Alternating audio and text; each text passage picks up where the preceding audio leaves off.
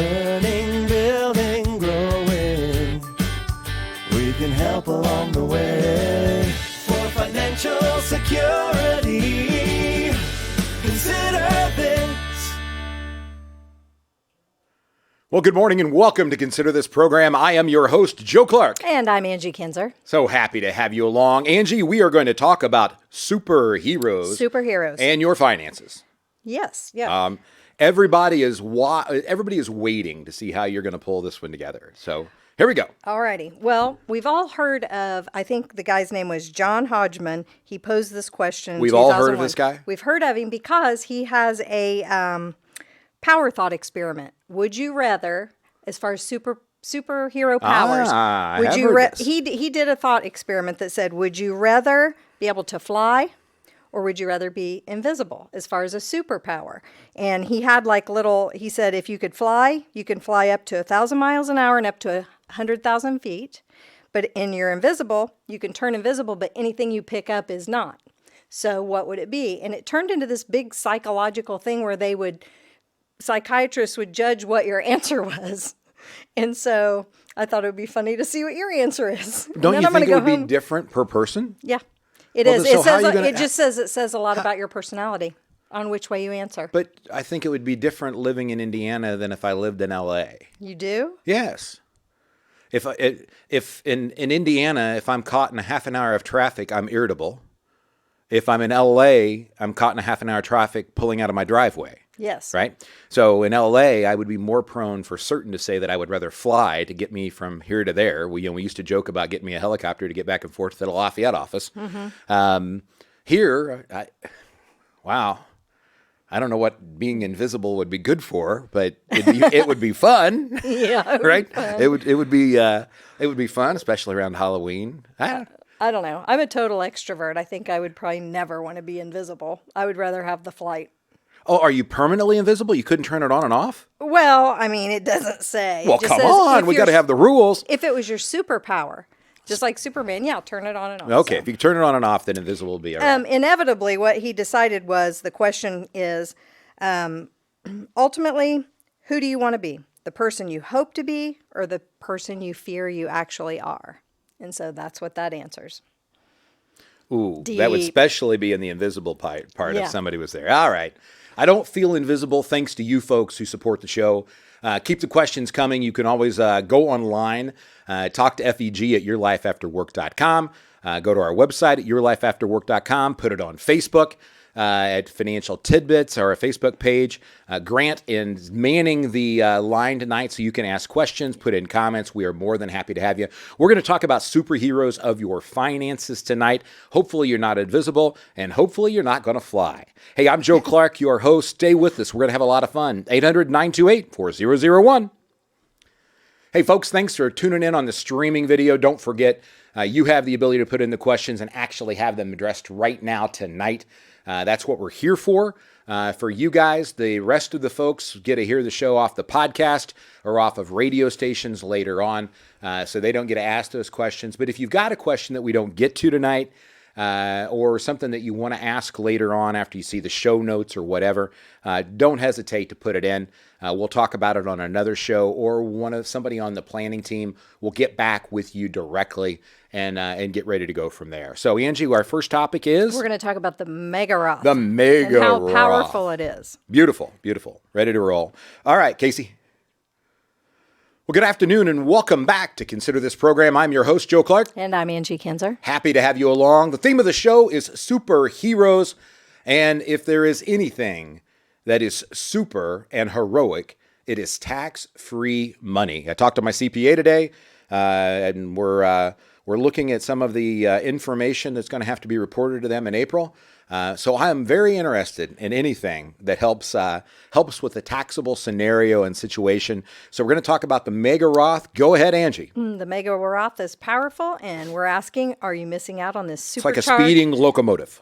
Are you missing out on this supercharged strategy? How do you like that? Yes, I like it. I like it. Okay. Stopping a speeding bullet? Yes. So what is a Mega Roth? All right. So a lot of you that are here in this program need to understand that it exists, but it is not necessarily a program that is designed for everybody walking down the street. And I know that's not fair and frustrating. I have a lot of people come in. We were with people today that are very, very similar. When you come in and we have a next steps meeting, one of the things that we do is break your assets down into what is taxable, what is tax deferred, and what is tax free. And it's very common for us to have somebody who has all of their money tax deferred, professors from school, doctors that worked in hospitals, having all of their money tax deferred, just waiting for the IRS to get their piece of the pie, if you will. And then we have other people who have all of their money that's after tax. They've sold their business or they've saved it up in other types of accounts. But rarely do we have somebody that has a really good mix unless they've been paying attention to the show or they've had some really good planning advice along the way. So a Mega Roth is designed for people who are self-employed and have standalone businesses where they don't have any other employees, Angi, other than their spouse. So what you're trying to look for is what's called a silo 401k. And a silo 401k is you, and again, it can be your wife. It cannot be you and your children, right? It's important to understand that. You can technically have other employees. You just have to pay them a lot of money, and you've got to give them more benefits to make this work than what most people are willing to do. What happens is under the rules and regulations, and by the way, Grant is taking questions. If you want to ask one on Facebook right now, that we can get back to you or on our website, and just email at talktofeg.com. Grant actually is our resident 401k expert. He and Dean work together in that department, but he's an accredited fiduciary that works in the 401k environment. I do the tax planning that comes from the IRA side. And what happens in a Mega Roth is you may have a 401k at work where you have contributions that you make, and then you have contributions that come in from your employer in terms of what's called a match, right? Under the rules, Angi, there is still more money, and I won't get into the specifics of that right now, but there's still more money, a lot of money, almost as much as you put in the first half, that you have the ability to put into another program. It just cannot be tax deferred. Well, so why would you want to do that? Well, under the IRS stipulations, you can actually put money into that other plan. So you have to have your employer plan, right? And then you have to have a side company that also has income. It can't just be profitability. You have to actually have income that's in there. But you have that ability to put money inside of that other plan. It's after tax, so you don't get a tax break right now. But the IRS has ruled that that money can go directly to a Roth IRA. That is a beautiful thing. Your Roth IRA is limited. I'm over 50. I can put in $7,000 a year. If you're under 50 and you qualify, you can put in $6,000 a year. In this instance, you could be putting as much as $20,000, $25,000, even $30,000 a year into a Roth IRA, hence the word mega. Do all plans allow for it? No, not. First of all, let's start with this. Not all plans even have a Roth option. Right? Okay. Which is really, really sad. The best way, and you can't see this on the radio, but I'm making a big circle right now. Mm-hmm. The best way to understand a 401k plan is the Department of Labor, 3 very scary letters for an employer, DOL, do not mess with them. SEC is the other. Those are the 6 letters that scare me the most on planet Earth. But the Department of Labor comes up with a series of rules, right? And then your company plan can be anything, can have anything that it wants inside of that circle. It can't go outside of that circle. So you can't add stuff that the Department of Labor said, I don't think so.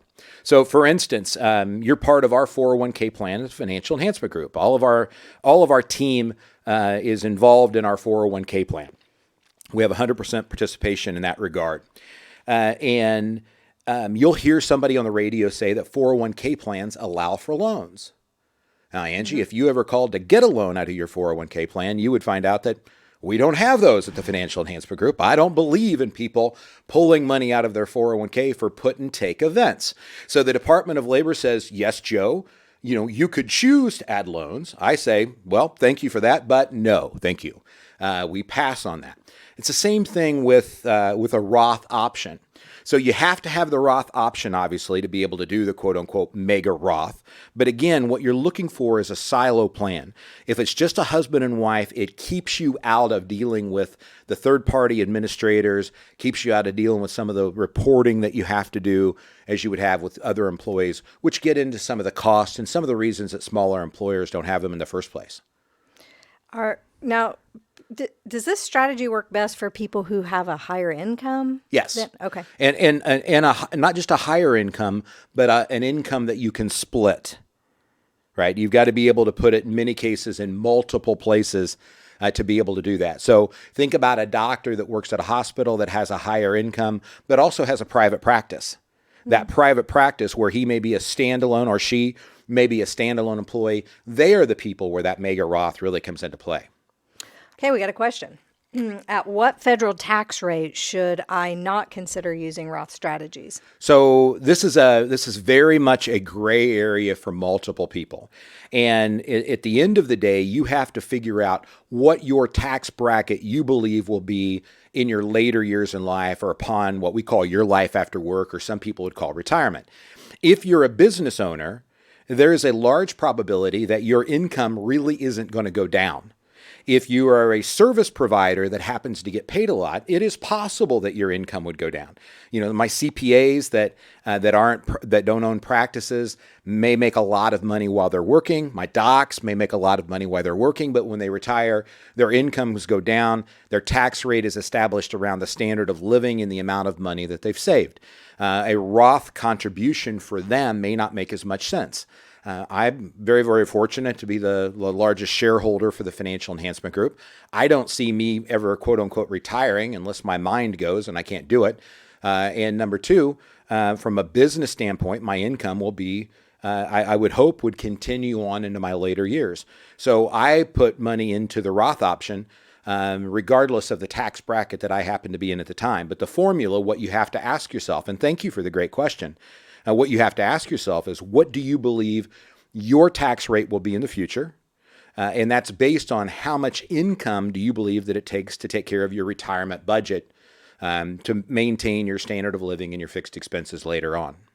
If you have a Roth IRA and a Roth 401k, which one would you max out first then? Well, it depends what the options are inside of the 401k. A lot of this stuff depends. Yeah. Right? So if you qualify for a Roth IRA, it means your income is below a certain level. There is no income stipulation for a Roth 401k, right? It has nothing to do with AGI. You can't put in more than what you make. That's the only stipulation inside of the Roth 401k if you're eligible for it. So I always tell people to put in money into the 401k up to the freebie, whatever the match is. And then if they qualify for the Roth IRA, you may want to go to the Roth IRA because there's more liquidity and you have more investment options, especially in a world where trading costs have pretty well evaporated. Mm-hmm. It doesn't cost us anything to make a stock trade or to buy an exchange traded fund these days. But you're going to be able to put more money inside of the 401k just because of Department of Labor limits versus IRA limits. Right, and you were saying because of the match. Do all employers have to do that match? Not all employers do. You have some employers who do profit sharing based on the profitability of the company in that given year. Okay. You have some that will match up to a certain percentage of your income. You have some that will put in money just because you work there. You happen to work at one of those places, where the contribution is made. I want everybody to be able to build a 401k plan. And so FEG puts money into everybody's plan every single year. Does your 401k plan ever return a contribution?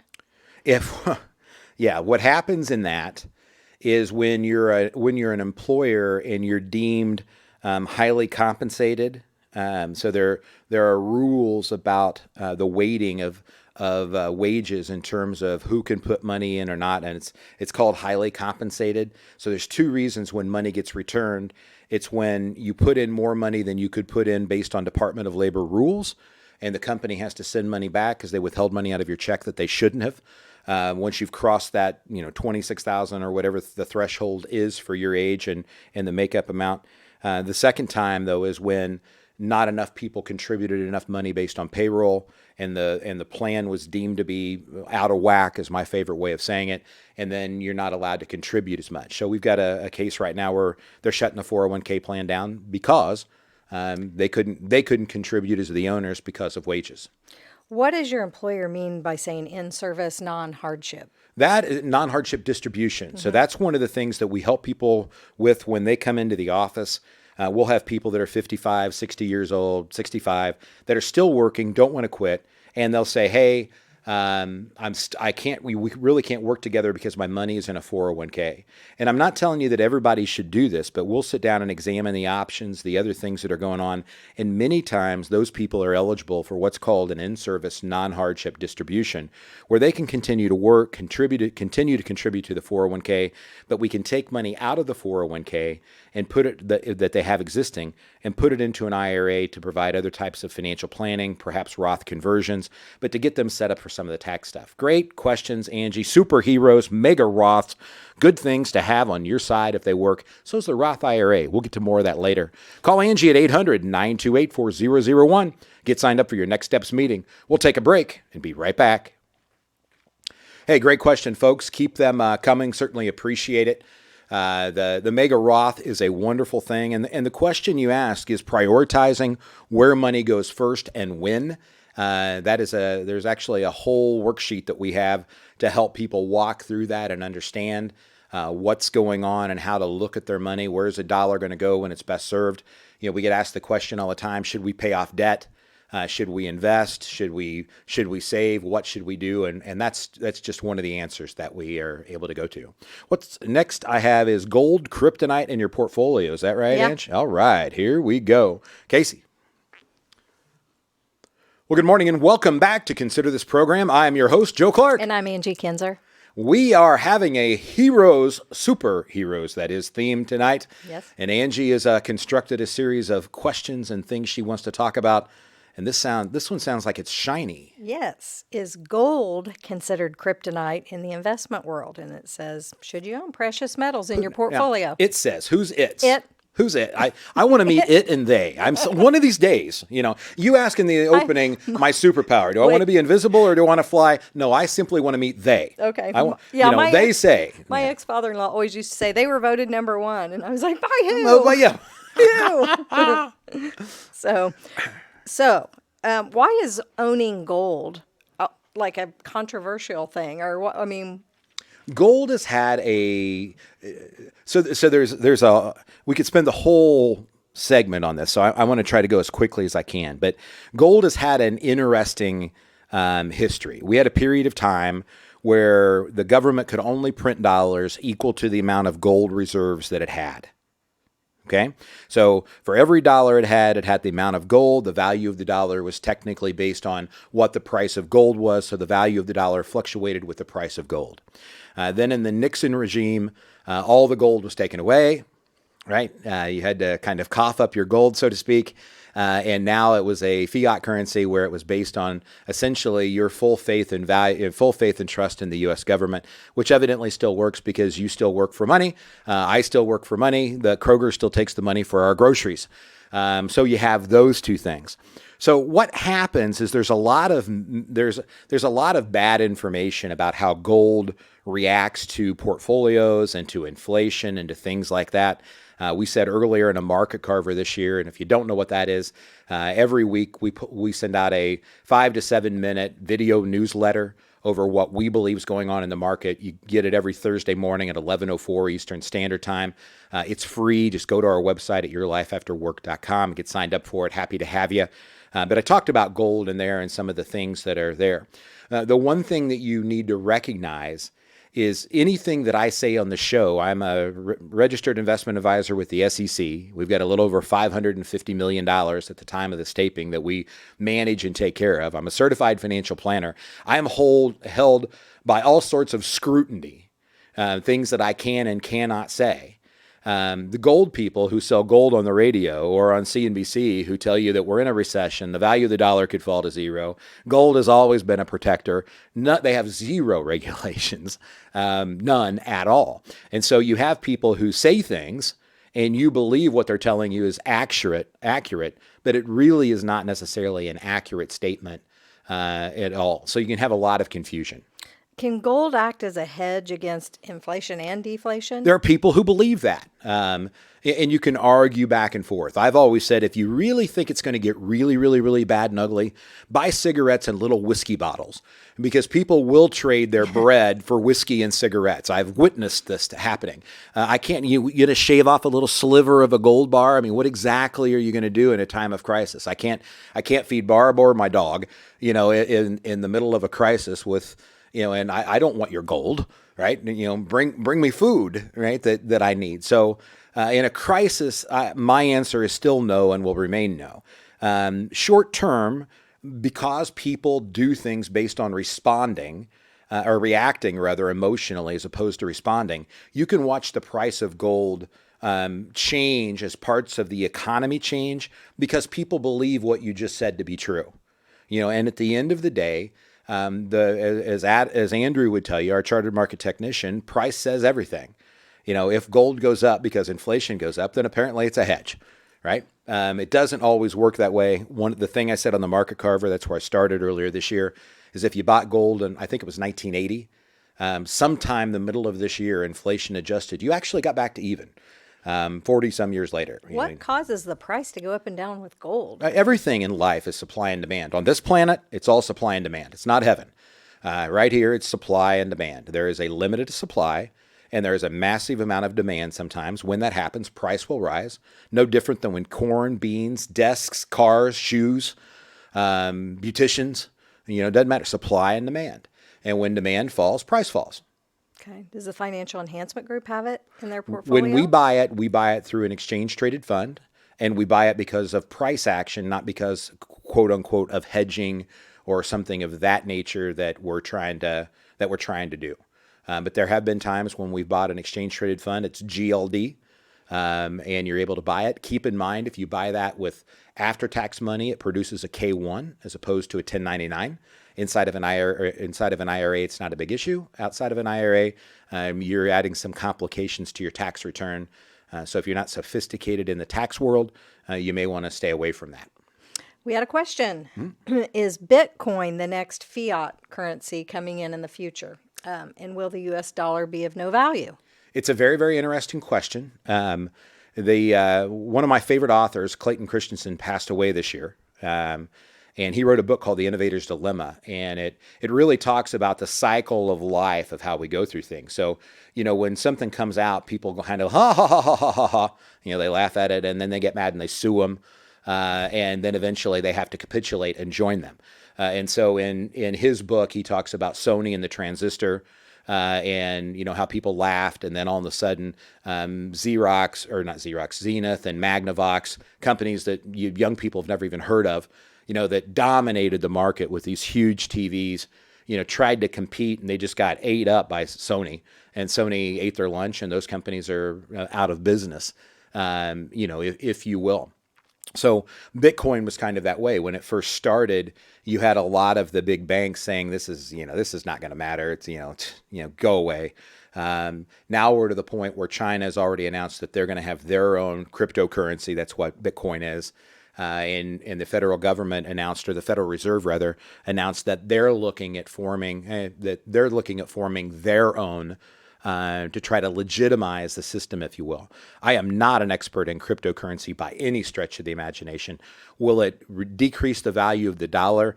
It may decrease the utilization, but I think the whole point of the federal government and the Federal Reserve working on trying to come up with their own mechanism, if you will, is to make sure that it doesn't necessarily legitimize cryptocurrency as much as it does protects the utilization of U.S. currency in terms of how it works.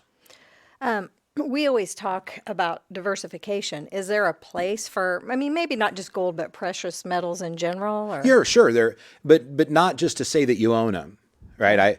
I live in Anderson, Indiana, right? I do not have snowshoes.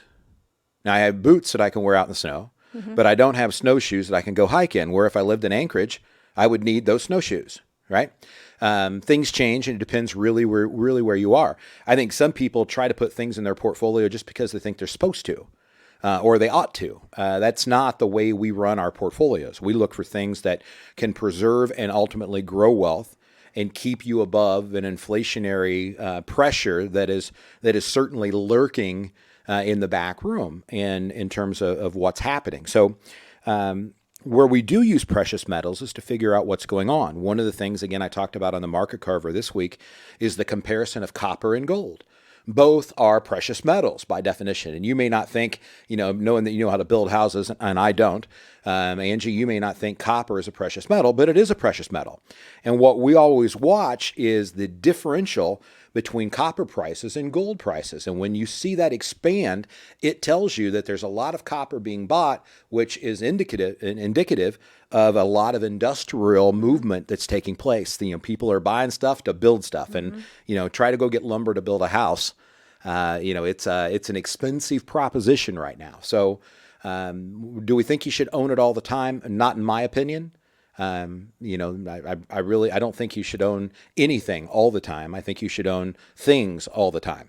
Well, we own it in ETFs, but is gold mining still a thing? Sure, gold mining. They still pull gold out every single year, and it is an issue. And when you're going to buy gold, there's two different things to look at. Do you want to buy the actual bullion, the coins that are there? Or that are already existing and non-rusty and shiny and very, very heavy, and you have to pay for storage and all that other good stuff and worry about, somebody breaking into your house and stealing it or paying somebody else to store it for you. Do you want that? Or do you want to buy gold miner stocks who are there to pull gold out? So the higher the gold price goes, the more expensive miner stocks can become, right? Assuming they've got the efficiency to continue to be able to pull gold out of the mines. So they're the same, what we call sector. They're both gold, right? They revolve around the same theme, but really what you see is two separate types of things: the metal versus the people mining the metal. I see those commercials on TV too. And why is silver never mentioned? Is silver? Silver is mentioned sometimes. It's that they're paying a lot of money to run those commercials, right? Mm-hmm. And they want to make money. So if I can sell you an $1,850 an ounce thing, or if I can sell you a $23 an ounce thing, which one can I have more profit margin on? Right. Right. I mean, is show me predictable? Jerry Maguire. I'm telling you, it was the most profound statement you're going to hear. Show me the money. If you can figure out how people get paid, you can generally figure out their bias. Don't for a minute think that people don't have a bias. Figure out their bias, figure out where the money flow is, and you can generally figure out the game. Well, I loved you had me at hello. That was my favorite part in Jerry Maguire. You had me at hello. Yes. I didn't say that. You did. Okay, so. And it was a bathroom scene. That's even worse. Oh, what I said about silver is I said, is it not as, or the fluctuations? Oh, no. Different? There's periods of time where silver outperforms gold. Oh. The price is never going to be, I shouldn't say never, but it's not as high.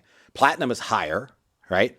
Catalytic converters used to get ripped off cars all the time to be able to pull out some of the precious metals that were in them, and people that knew how to, I wouldn't even know what I was looking at. I'd open up the hood and go, converter water, right? And, so we all have different things. All copper gets stolen from vacant homes. Yeah, absolutely it does. Yes. So. Hey, folks, good questions on the gold. Is it kryptonite for your portfolio, or is it a saving grace? Get signed up for your Next Steps meeting. Call Angi at 800-928-4001 or go to our website at yourlifeafterwork.com. We'll invest 90 minutes with you, and we'll go over things that you need to consider today, things you're going to want to consider in the future, and if we choose to partner together, what FEG will do for you, and we'll put it in writing. 800-928-4001. Get signed up for your Next Steps meeting. Hey, folks, thanks for the question. Bitcoin, cryptocurrency in general. It is one of those crazy things that's out there that I believe is really going to become real. And if I was going to take, as a retail investor, somebody who was trying to do it on their own, if I was going to invest in something of that nature, I would really get Clayton's book, The Innovator's Dilemma, and I would read it to understand the mental progress of how people process stuff. I mean, you can almost just like tag the stories in the newspaper based on what happened with the transistor. based on what happened with Napster. Angi probably knows Napster because she's a music buff. I only remember it from the business side of the business story. But, Napster was where people were ripping off music online. Everybody made fun of them. Then they started to sue them. And now Apple makes a fortune selling music online. It's just some of the money actually goes back to the writers these days. So I have down 6 amazing wonders of the retirement world. That's next. Yes. I'm looking forward to this. Okay. All right. Casey. Well, good morning and welcome back to Consider This Program. I am your host, Joe Clark. And I'm Angi Kinser. Hey, the theme this week are superheroes. Angi's assembled for us the 6 amazing wonders of the retirement world. I'm ready. And in this situation, they is Forbes. They had an article, and I picked it up because of our theme, and it was called The 6 Amazing Wonders of the Retirement World That You Have to Visit. So I thought, okay, I'm going to tell you what these 6 things are, and then I'm going to ask you some specific questions on them. Okay. So they're saying that the 6 things are your employer retirement match, which we just talked about, step up in basis, employee stock options, health savings account, the Roth IRA, and your favorite compound interest. There we go. So let's start with backwards. Compound interest. Einstein allegedly said on his deathbed, I was not there, that I don't know what the 7 wonders of the world are, but I know the 8th is compound interest. And as much of a tax junkie as I am, and as much as I will do everything that I can possibly do to help you do proper tax planning to reduce your exposure to the Internal Revenue Service on any given year, but especially over your financial journey, compound interest is just an amazing thing. So when we talk about the fiduciary focus, there's 4 things that we look at. Everybody on my team, risk and volatility, fees and expenses, taxes today and tomorrow, and the real return. Eliminating the risk and volatility helps with managing it, helps with that compound interest. Eliminating fees and expenses that aren't necessary helps with that compound interest, right? The taxes are a big deal, and you really want to understand how they work, and it's very, very important to get that real return to be able to trump inflation. So I certainly agree with that. I would probably put it as number 1 as opposed to number 6 on the list of the 6 amazing wonders of the retirement world. What about step up in basis? Step up in basis is what you get upon your demise. It's the only way to get it. And when you kick the bucket, this does not work for money that's inside of IRAs or 401ks or 403bs. But under the current tax code, if you have something that has appreciated in value and you die, your heirs get what's called a step up in basis. They do not have to pay taxes on the growth that you had. Whereas, Angi, if you gave them stock or you gave them a house during your life, your tax basis transfers to them. So I always like to go to my favorite coffee cup here. Let's pretend like I bought the coffee cup for $10. That would be nice, by the way. They're very expensive for some odd reason. But let's say I bought it for $10 and it's now worth $100. All right. So my capital gain is $90. If I gave it to you during life, your basis is the same $10 that I paid for it. Right? Mm-hmm. So anything you sold it for, you would have to pay capital gains tax on for anything above that. On the other hand, if I died and I left it to you in my trust, you get a step up in basis. And what that step up means you get a fair market valuation. And the basis, again, is referring to that tax basis. So suddenly your basis is now $100 because I gave it to you at death. And if you wanted to sell the coffee cup, you would be able to do it at a tax-free scenario. So do people have to get things appraised when? Oh, yeah. But what we're talking about here typically are houses, buildings, farmland, and portfolios, stock portfolios. But yes, an appraisal is a required thing, especially if it's a sizable estate. You don't have to get appraisals on public securities because they're priced every day by the market. So if you died on December 1st, all I have to do is pull off your statement, and your beneficiary's fair market value is the date of death, or you have the option to go later into the year if there was an extraordinary circumstance, but then you have to value everything at that period of time. They did mention a double step up in basis. Do you know what that is? No, because there's a lot of different ways you do that, and it wouldn't apply to most people anyhow. So another one is employee stock options. Not everybody, obviously you have to work for a company that uses stock option. If you have the opportunity to get them, they're amazing things. many of the people that we have that have 7-figure incomes have those incomes because of stock options that have been granted. Especially if you're working with a company that is really, really growing, really, really doing strong. They are an amazing tool and have some tax advantages to them as well. But it really puts you on the same team financially as your employer, and a very important thing to do. So you can think about Lilly. You can think about Salesforce. You can think about, a lot of the technology and pharmaceutical companies use them, typically not something in a smaller employer. Now, I know that several episodes ago, you talked about the HSA, and you're like, I think that might be just as good as... I think the HSA is actually better than the Roth IRA. That's where you were going. Yes. I don't think we're going to live in a world where there's no medical expense. That's just not going to happen. Especially when you want things done that the system is not going to pay for or provide. So an HSA, a health savings account, is attached to what's called a high deductible insurance plan. So you have to have coverage, and the coverage has to be deemed high deductible, meaning that there's a lot of money you have to pay before that plan kicks in. So the government lets you put money into a side pocket called an HSA, and that money grows if you don't use it tax-free, as long as you're using it for medical expenses. And later in life, if you want to, you can transfer it into an IRA if you would like to. But the key thing is you can use it for Medicare Part B premiums. You can use it for pretty much anything you need from a medical side. So we put money into our HSA every year.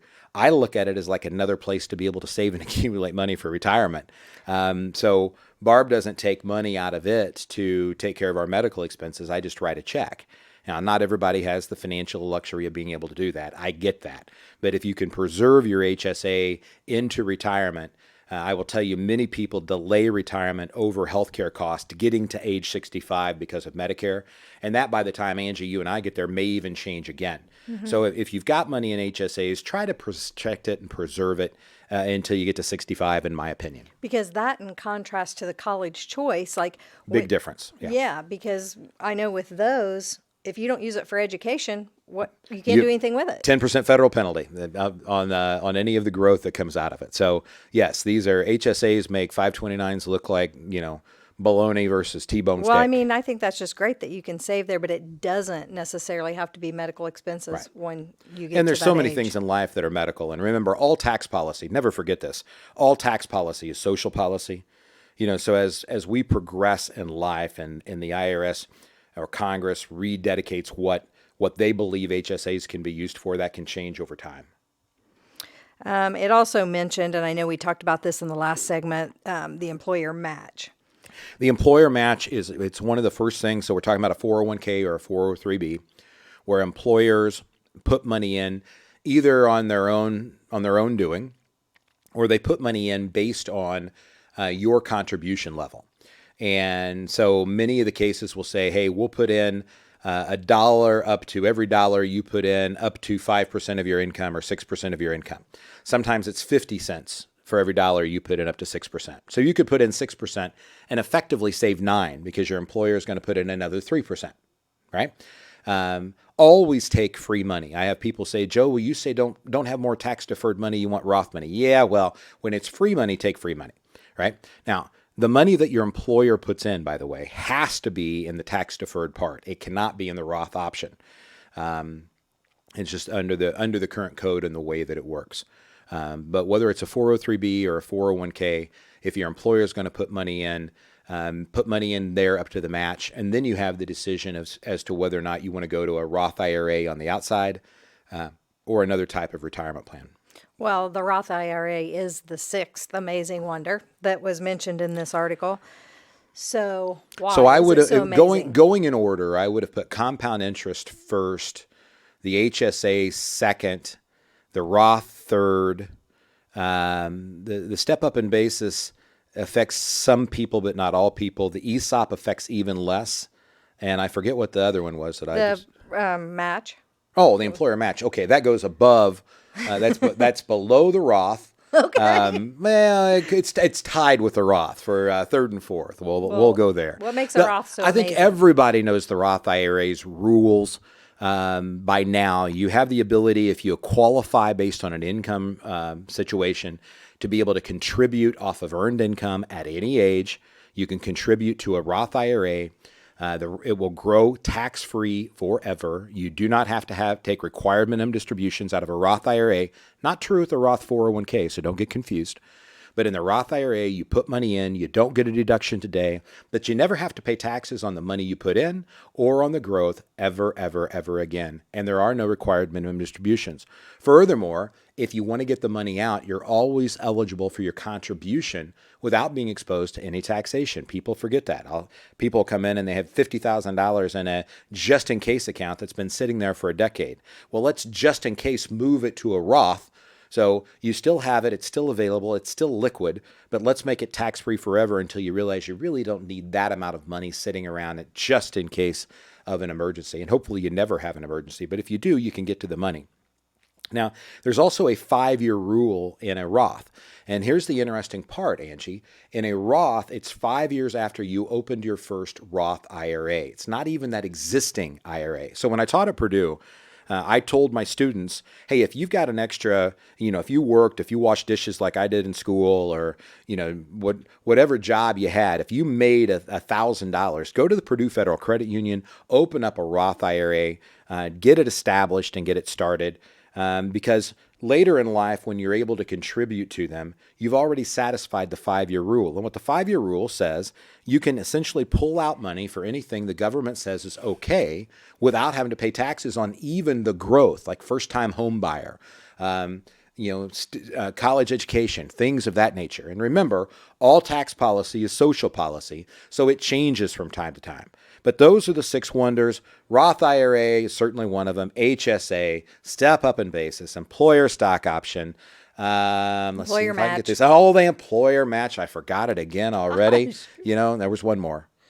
Oh. Yeah, anyhow, you got it. 6 wonders of the world. Hey, if you're watching us live on the streaming video on Tuesday nights from 5 to 6 p.m., we certainly appreciate it. If you're listening to us on our podcast, consider this program, or on WIBC or one of our many other radio stations, we certainly appreciate having you along. Call Angi at 800-928-4001 or go to our website at yourlifeafterwork.com. We look forward to seeing you soon. All right, folks, interesting. The 6 wonders of the world, or amazing wonders of the world. Hopefully you knew most of those, and that was not new for you. What we find is sometimes people have to hear things multiple times to be able to get it. Do not confuse. I had this happen earlier this week, the difference between contributions and conversions when it comes to Roth IRAs. You can contribute into a Roth IRA up to April 15th of the following year. Your conversions, on the other hand, have to be done by December 31st. So we've got another, at the time of this airing, you got another 2 or 3 weeks of our COVID-stricken 2020, where there are different rules. So let's use them where we can, make lemonade out of lemons where we can, and be smart about our money. So now I have financial superpowers. Is that correct? Yep. All right, here we go, Casey. Well, good morning and welcome back to Consider This Program. I'm your host, Joe Clark. And I'm Angi Kinser. Happy to have you along. The theme this week, superheroes. And now we're going to talk about financial superpowers. Angi, only you These can do financial superpowers are the key to a successful retirement. Says and whom? Says Common Sense. It was a blog that was done, and it was a survey. And so you read all kinds of things. How many books would you say you read a month? 5. A lot. 5, 6, somewhere in there. A lot. So I thought that they came up with the readers' top things that they feel like are superpowers that were the key to their retirement.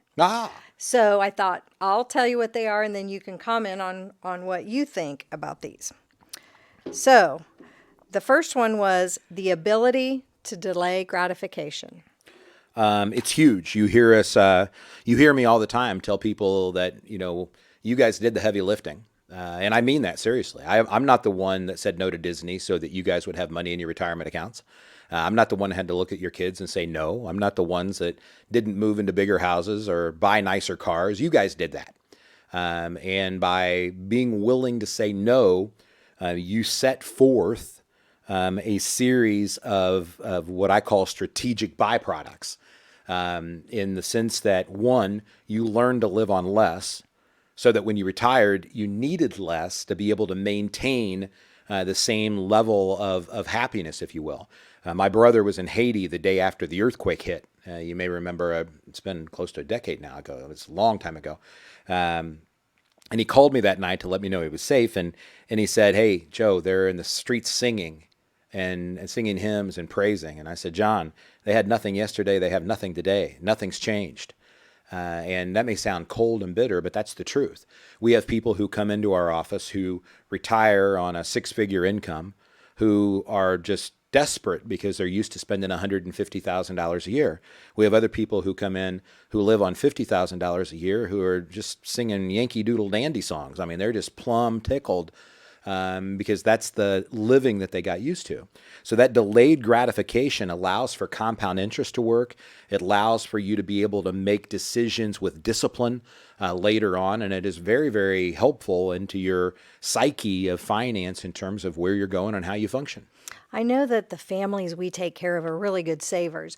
Do you recommend that they have, in addition to their savings, that they have an emergency fund? Because we hear about these all the time. Emergency funds have changed over time because the credit card access to capital, the line of credits that you can get on homes, the things of that nature are so much easier to get. The instruments are just there to be able to get capital. And it's not true for younger people starting out maybe, but it is true for people that are our age and older that have saved and accumulated money. You need to have access to money for an emergency fund. It doesn't mean you need to have a pot of money that is there when the emergency occurs. You just need to know your strategy. So again, that you're responding as opposed to reacting emotionally. You know, we just had that we lost two families this last week to COVID. And it was really, really tough. One was very, very close, and the other one was like the grandmother of the firm. And I remember she used to have an emergency fund for years and years and years until she finally got to the point where she understood that we had this. You know, I mean, you take care of somebody for 22 or 23 years, it gets to be emotional. Yeah. One of the other superpowers that was mentioned for their key to a successful retirement was avoiding the fear of missing out. Yeah, FOMO that you'll see written out every now and then, and it is true. You've got when you look at the market, especially Angi, there's two emotions that drive the market: fear and greed, and fear will always trump greed. It's the stronger of the two.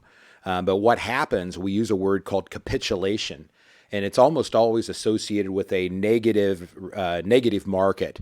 But it really is a negative action. It's really a reaction that's negative. And so what happened in late 1999 is the people who were in cash kept going, "There's no way this is right. There's no way this is right. Y2K is going to wipe them out." And they're tired of their neighbors buying new cars and getting bigger houses, you know. And so the largest inflow of money in the last decade at that point in time was February of 2000.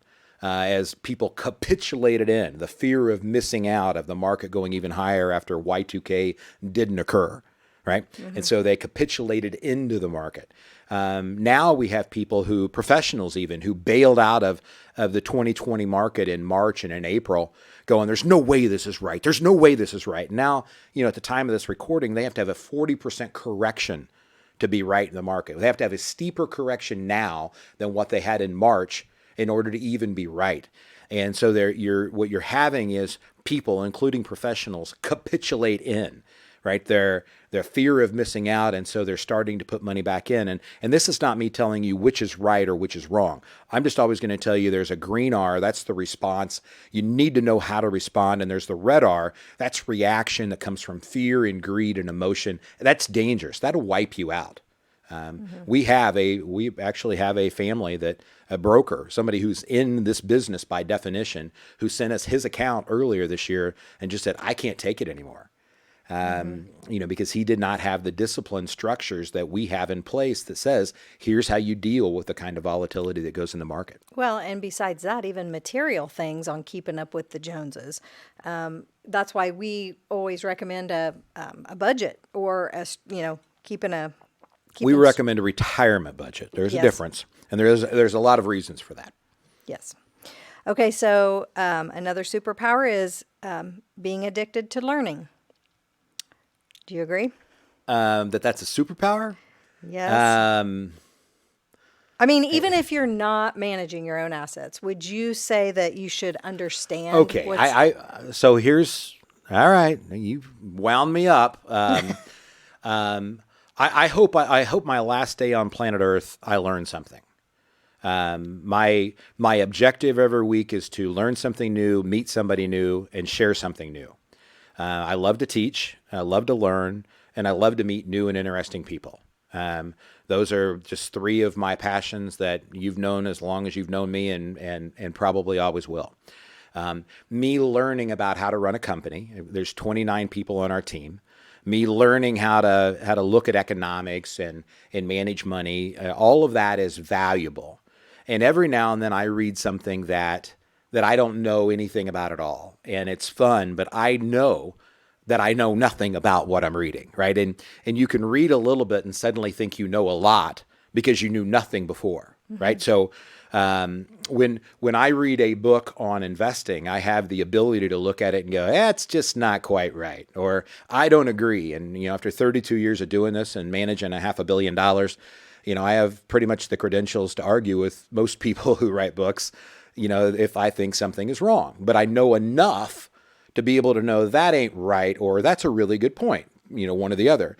When I read something brand new about things that I know nothing about, I am now stuck with that author's opinion. Jim Nestor wrote a book called Breathe, and I am fascinated with the fact that we as humans don't know how to breathe. And so I've really engaged this book and looked at it. What do I know about medical stuff? What do I know about breathing other than I get out of breath when I'm on my Peloton? But I'm learning and I'm trying to learn, but I don't know what's right or wrong. I have to take him kind of at his word and then talk to my doctors to go, is this really right? Is this accurate? So that's my thing with I would say learning is always a superpower. But understand what it is you're learning and how you're learning it. Well, this next superpower comes with a really deep question after it, but it's the ability to further your career. And the kind of deep questions, it says, can you be more in control of your standard of living better by making more money or by being more frugal? By being more in control. So if that means more frugal, then okay. Being more disciplined is the answer I would put it there. Life's too short to just live it around money. One of the uniquenesses about the Financial Enhancement Group is we help people actually understand how much they can spend so they can spend it and enjoy life as opposed to hoard money. God did not put me here to help people hoard. So there's frugal, which for some people would put in terms of miserly, right? Mm-hmm. They've got $5 million and they won't spend 50. Right. And then there's spendthrifts who would spend the $50 even if they only had 25, as long as they could get their hands on a piece of plastic that would allow them to do it. So it's you can make more money to do it, but if you don't have discipline along the way, I don't care how much. I've watched people make $500,000 a year and have nothing in checking accounts, nothing in brokerage accounts, nothing in retirement accounts. Literally, they spend it all keeping up with the neighbors. Wow. Okay, we had a comment. It isn't really a superpower, but investing can be factors of preparation and opportunity. So does your team have investing superpowers? I would say yes to that, and excuse me, SEC, and so I can explain so that I'm not saying that we're promissory. Where I would say we have our superpowers is an incredible focus, right? So what happens is the sun has all of these kilowatts of power that come down on us every single day.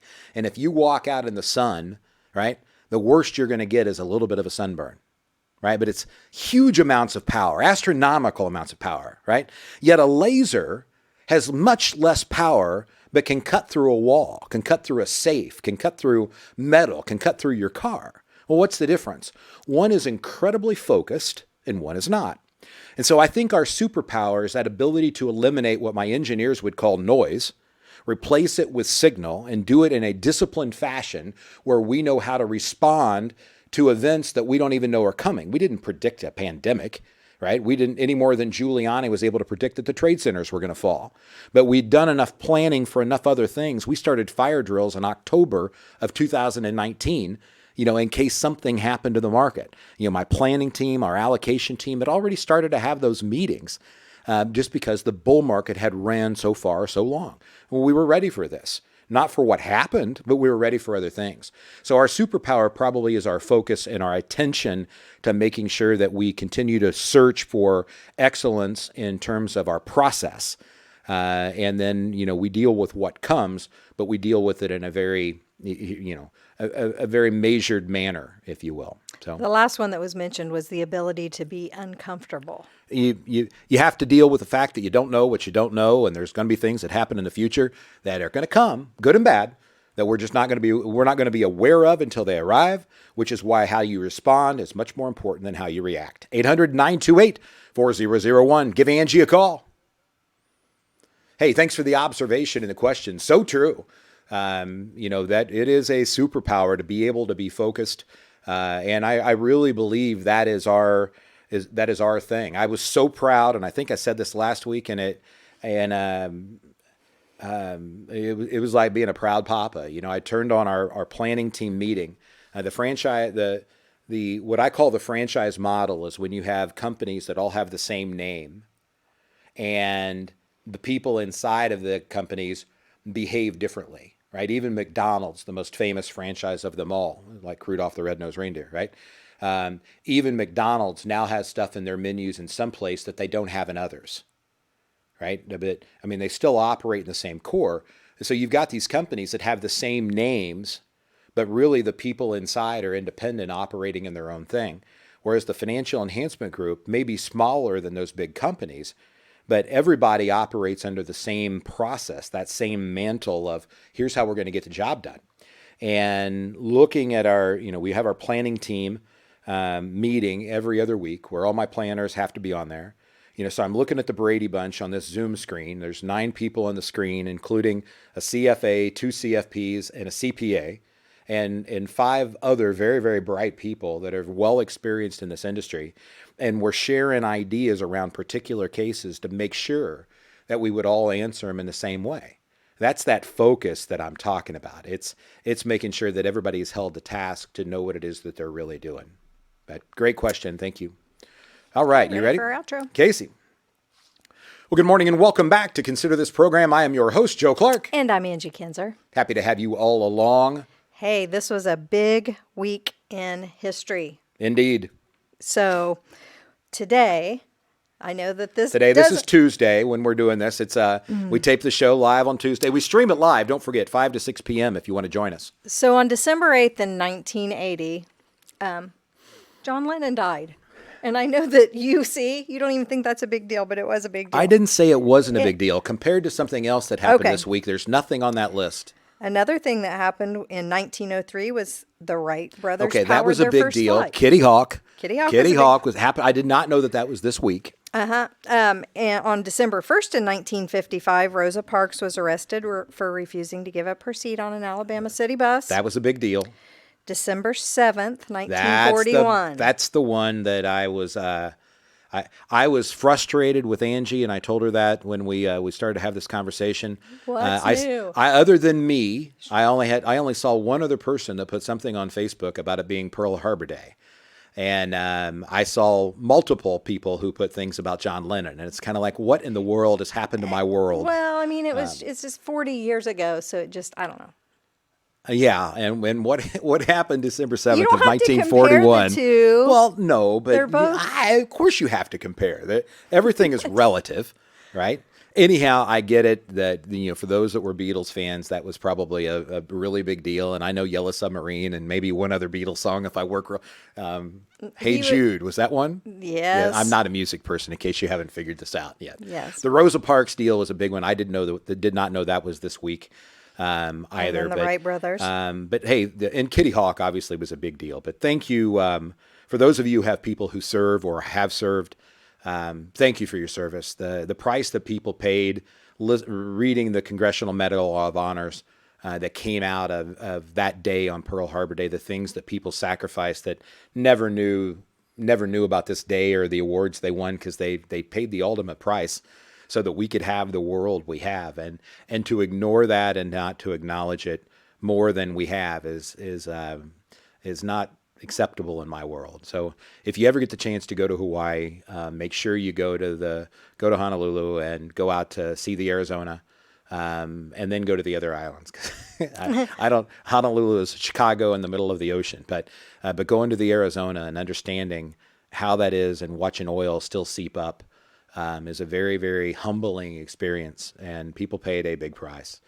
Folks, we appreciate you joining the show. Thank you for being here.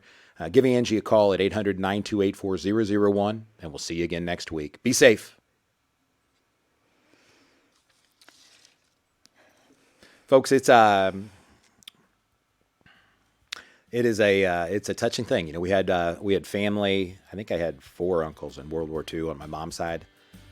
Nobody on Pearl Harbor Day, but a couple in the Navy and a couple on the ground, and had another uncle that was in Vietnam on my dad's side of the family, my Uncle Tommy, and cousins in Iraq, and you know, it's part of who we are, and so I take great pride in the work that they did, and the pride in what they were willing to do, so that you and I could have the ability to do this show and do other things that we did. So again, if you served or somebody in your family did, thank you for your sacrifice and for your service. I hope you have an outstanding week. Please keep the questions coming. Talk to FEG at yourlifeafterwork.com is the email. Get signed up for our market carver, again, at yourlifeafterwork.com, or give Angi a call, 800-928-4001. Have a great week.